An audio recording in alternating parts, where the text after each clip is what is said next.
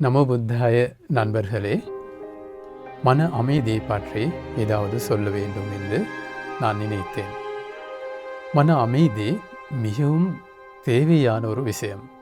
மன அமைதி இல்லாமல் எங்களுடைய மனதில் மன மகிழ்ச்சியை ஏற்படுத்தி கொள்ள முடியாது.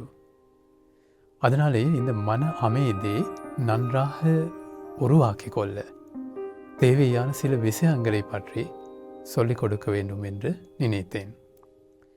சிலர் இருக்கிறார்கள், மற்றவர்களின் வார்த்தைகளின் காரணமாக தன்னுடைய மன அமைதி இல்லாமல் செய்து கொள்வார்கள். அது நல்ல இல்லாத விஷயம். தன்னுடைய மன அமைதி ஏனையவர்களுடைய வார்த்தைகளின் காரணமாக கெடுக்க விட்டால் அது பெரிய பிரச்சனை. என்ன காரணம்? மற்றவர்களுடைய வார்த்தைகளை நம்மால் கட்டுப்படுத்த முடியாது. அவர்கள் சில நேரம் ஏசுவார்கள், சில நேரம் பொய் பேசி ஏமாற்றுவார்கள், சில நேரம் புறங்கூறி எங்களுடைய நண்பர்கள் இல்லாமல் செய்வார்கள். அப்படியான ஏனையவர்களுக்கு அவர்களுக்கு வேண்டியதை சொல்லலாம். இதனை சொன்னாலும், என்ன வார்த்தையை பிரயோகித்து எம்மை பேசினாலும் எங்களுக்கு ஒரு திறன் உருவாக்கி கொள்ள வேண்டும். அந்த வார்த்தைகளின் காரணமாக எங்களுடைய மன அமைதி கெடுக்க விடாமல் இருக்க.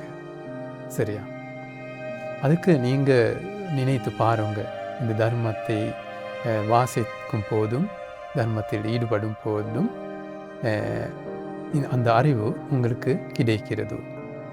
அதே போல் அனைத்து விஷயங்கள் இருக்குதானே, அந்த அனைத்து விஷயங்களிலும் இருக்கும் நல்லதை மட்டும் தான் பார்க்க வேண்டும். சிலர் இருக்கிறார்கள், இருக்கும் விஷயங்களில் கெட்டதை பார்த்து மன அமைதி இல்லாமல் செய்து கொள்வார்கள். அவர் பாதையினூடாக ஒரு பயணம் போனாலும் அவர் சிந்திக்கிறார், இந்த பாதை நன்றாக காட்டவில்லை, இந்த பாலம் நல்ல இல்லை. அதில் நல்லதை பார்க்காமல் கெட்டதை மட்டும் பார்க்கிறார். பார்த்து அவர் மனத்தினுள் அசௌகரியம் உருவாக்கி கொள்கிறார். சில நேரம் அந்த பாலத்தை காட்டியவர்களோடு இல்லாவிட்டால் அரசாங்கத்தோடு அவர் மனதினால் பகைமை கொள்வார், இல்லாவிட்டால் கோபம் கொள்வார். கோபத்துடன் அவர் எந்நேரமும் ஏதாவது சிந்தித்து இருக்கிறார். அதனாலே அனைத்திலும் உள்ள கெட்டதை பார்க்காமல் நல்லதை மட்டும் பார்த்தால் அந்த பிரச்சனை வராது.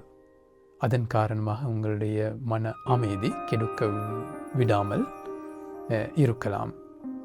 அதே போல் இன்னும் ஒரு நல்ல விஷயம் இருக்குது. அதுதான் நிச்சயமற்ற நிலை பற்றி அடிக்கடி சிந்திக்க வேண்டும். சாதாரணமாக எங்களுடைய மனதுகளினுள் இருக்கும் ஒரு விஷயம்தான் இவை நிச்சயம் என்று சிந்தித்தல். அது அப்படி சிந்தித்து தான் செயல்படுவோம். ஆனால் உண்மையான நிலைதான் நிச்சயமற்றது. எதுவும் நிச்சயமற்றது. அதாவது எதுவும் நிச்சயம் உள்ள ஒரு விஷயம், அப்படியான விஷயங்கள் தேடிக்கொள்ள முடியாது. அனைத்தும் நிச்சயமற்றது. அந்த நிலை பற்றி அடிக்கடி சிந்தித்தால் தன்னுடைய மனதினுள் ஏற்படும் அசௌகரியங்களை இல்லாமல் செய்து கொள்ளலாம். அப்போது மன அமைதி கெடுக்க விடாமல் நன்றாக மன அமைதி வைத்து கொண்டு இருக்கலாம். அவர் செய்யும் போது மன அமைதி இருந்தால்தான் மனதினுள் மகிழ்ச்சி வரும். அந்த அமைதியான மனது இருக்கின்றவர் தான் உலகத்துக்கு செய்த நன்மைகளை பற்றி, இணையவர்களுக்கு செய்த உதவிகளை பற்றி சிந்தித்து இல்லாவிட்டால் அன்பு உலகத்துக்கு பரப்பி அவருக்கு மகிழ்ச்சி அடையலாம். அதனாலேயே மன அமைதி இலவசமாக பெற்றுக்கொள்ளலாம்.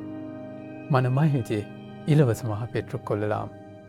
ஆனால் அது தர்மம் மூலம் வேறு ஒரு முறையினால் அதை பெற்றுக்கொள்ள முடியாது. அதனாலே அமைதியான மனதை உருவாக்கிக் கொள்ள உங்களுக்கும் வாய்ப்பு அதிர்ஷ்டம் கிடைப்பதாக நமோ புத்தாய